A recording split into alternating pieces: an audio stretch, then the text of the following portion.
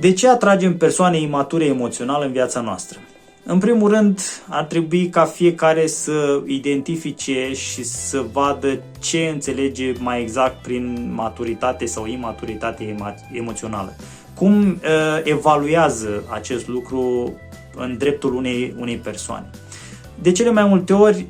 ni se întâmplă ca o femeie să intre într-o relație cu un bărbat care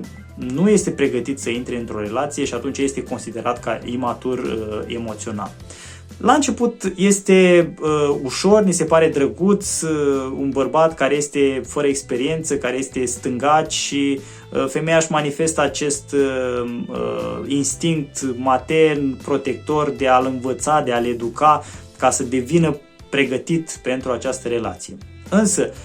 odată cu derularea vieții vin cerințe mai complexe, situații mai incomode de rezolvat și atunci dacă el nu reușește să se adapteze și să accepte influența femeii, atunci relația intră într-o fază de stagnare sau pe o pantă descendentă. Refuzul de evoluție, mai mult decât stadiul imaturității, dezamăgește cel mai mult și atunci femeia decide dacă mai stă în relație sau vrea să plece mai departe într-o altă relație. Dacă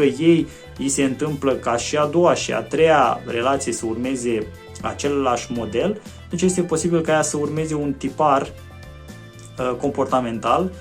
care să provină din anumite situații din viața ei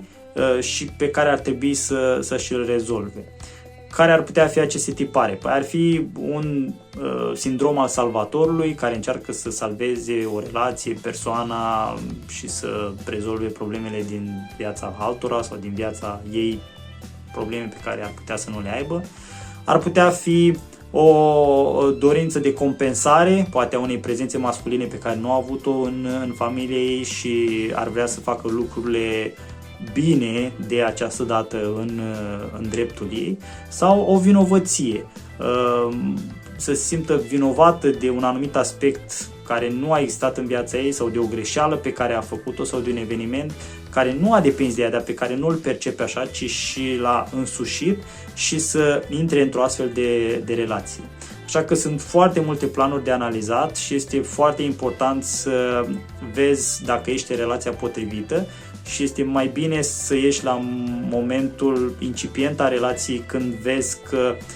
este mai mult o dorință de a ta, de a face lucrurile să meargă, decât pur și simplu o relație care avansează natural